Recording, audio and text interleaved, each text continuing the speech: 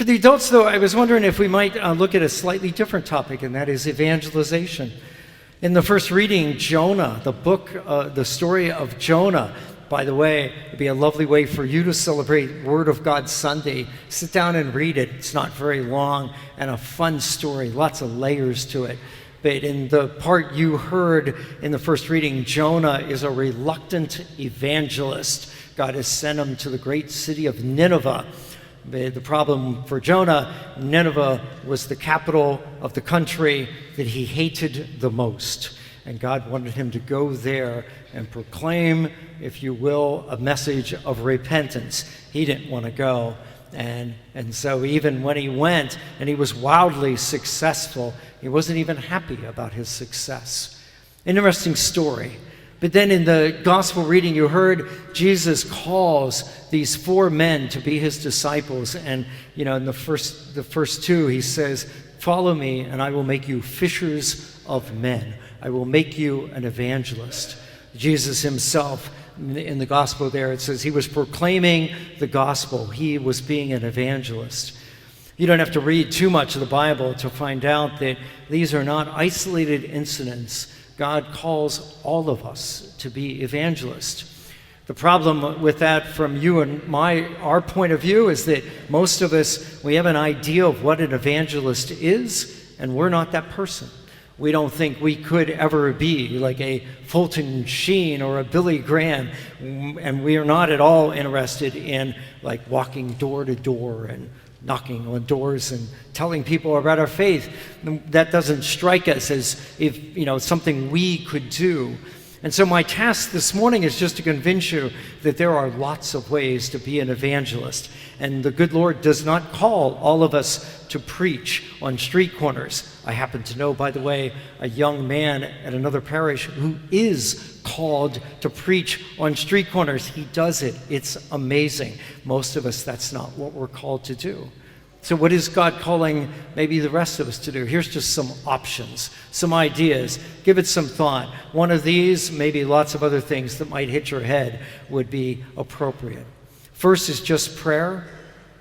Please don't underestimate the power of prayer when it comes to evangelization. It's good for us to pray for, formal missionaries, for religious orders that do this kind of work. But you also would do very well to pray for individual people by name in your life that have either fallen away from the church or never knew anything about the church. So teens, you have lots of friends in your school. They don't go to church on Sunday. They maybe have never gone to church. If you want to share the gospel with them, you might do well just to start including them in your prayer. Some of you know the story of Saint Monica. She was the mother of Saint Augustine, and she prayed for 20-some years for Augustine's conversion. That prayer mattered. In fact, just this past week, I heard a story of a man who prayed for his friend for 48 years every day, and eventually the man came to faith. Don't underestimate the fact that your prayers can be an act of evangelization. Certainly, there's lots of things to do, but they don't necessarily have to be, maybe again you think directly, I have to speak the faith, I have to get online and write, about my faith. Maybe that's what you're called to do. But doing things like working in the food pantry or some other service opportunity at the parish or anywhere for that matter, you do that out of a love for God. That is an act of evangelization. Those people, yes, they're coming to receive food because they need that necessity of life, but they soon would associate the fact that they're receiving that food not from just some non-profit, not from some government agency. They're receiving it from people who are doing it out of love for God, out of a response for what God has done for them. That shows up, and that will make a difference.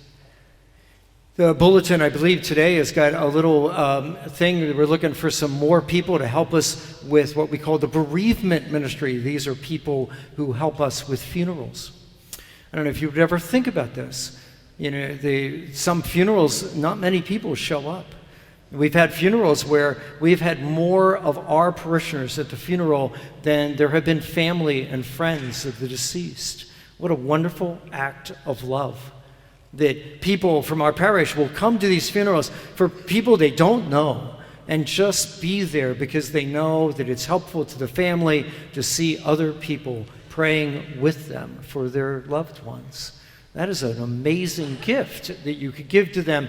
And given that a whole lot of people who attend funerals are not weekly mass goers, some of them never go to church, your presence there in that moment could be that wonderful little spur to them that would realize, wow, people in this place, they exhibit love and kindness. I don't see that where in the things that I do on a weekend, maybe I should be here on a weekend. Those are great things. Many of you have some social media accounts. If I could just offer a suggestion, your clicking like and making a comment can be an act of evangelization. So the parish, we've got a Facebook page. We've been trying to up our game on that, and we got a YouTube channel. If you engage us on the Facebook page, for example, here's what will happen. The algorithm that Facebook uses, it's a little complicated, of course, but part of what it does, it's trying to put on your feed things it thinks you might like. And one of the things that it looks for is posts that are popular and local. So if St. Anne's, we put something up. Last Thursday, we reminded the people that follow the page, we reminded them that it was National Winnie the Pooh Day and thought it was a wonderful day to exhibit kindness and care to others. And so maybe you thought that was cute. Well, you click that you like that, or maybe you make a comment under it. The more people that do that, the more Facebook realizes, hey, this post, this is popular. And it will then proceed to put it on the feed of people who live in our area, whether they're part of St. Anne or not. So imagine we put up something about some saint, maybe make some comment about a particular, a charism or something like that. You like it, lots of people like it. It shows up on, some neighbor of yours on their Facebook feed. They look at that. Maybe the good Lord would use what has been said in the post and to touch their heart. You just don't know about that. And look what does it cost you and I when we're engaging with the page? A little click or a little tap on your phone, or like this, maybe a little comment. And it's an act of evangelization. And then don't forget giving. Not all of us are able to do lots of things that perhaps we would like to do. We cannot all be missionaries, and so giving to support missionaries is a way to be an evangelist. And certainly that would apply to the Catholic Ministry Appeal. I would think, I hope, that by now, either back in November or December, or just recently, you got the thing you get yearly from the bishop about the Catholic Ministry Appeal. If you don't know anything about this, this is just our way of supporting the ministries of the diocese. Mind you, not their overhead, not the bishop's salary and all that stuff. We're supporting the work of the diocese. And, for those of you who've been around, we made our goal last year. We'll make it again this year. We just want as many people to help out as possible. Not because we're worried about the goal, but mainly because this is a wonderful way for you and I to help the diocese, a wonderful way to be evangelists. Because some of what the diocese does, for example, it's Catholic charities, and that money, much like our food pantry, helps people out. But they're being helped not by a government agency, they're being helped by people who love the Lord. But to take maybe an easier example, a fair amount, some of the money from the Catholic Ministry Appeal goes to support seminarians, to pay for their education and their upkeep, if you want to call it that, as they are studying to be a priest. It's expensive to train a young man, an older guy, for the priesthood. And for those of you who have been around for, I don't know, you've been giving money to the appeal, say in the last 10 years, you may not know this, but you did indeed. Your money contributed to the money that the diocese used to pay for Father Anthony and myself for our seminary formation. That gift you gave made it possible for both of us to be with you and serve in this parish. It is something, I'm sure, if I speak for Father Anthony, it's something I will always be grateful for. But it's an act of evangelization. You and I, we give to the Catholic Ministry Appeal this year. Who knows?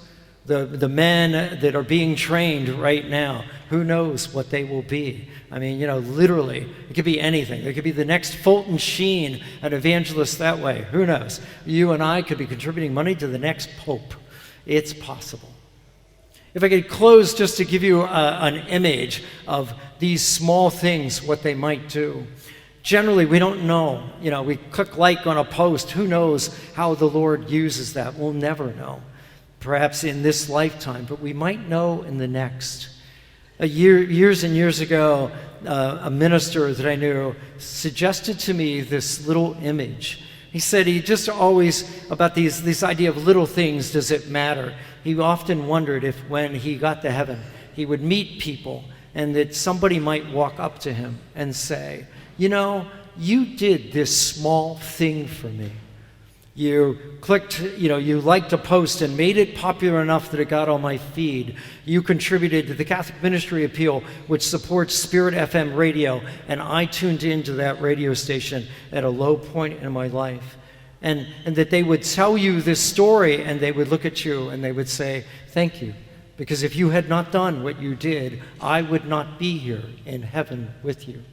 What an amazing thought that is, that you and I, by these small actions, you and I can contribute to the salvation of somebody else, perhaps. I don't know how the good Lord uses our money. I don't know how the good Lord uses our little likes, our time, our gifts of time to the parish and ministries, but I do know He uses them. He uses them for the betterment of the kingdom. And so I just invite you, in whatever way the Lord calls you to be an evangelist, by all means do it. You will make a difference in the lives of other people. And what a better thing could you do than that?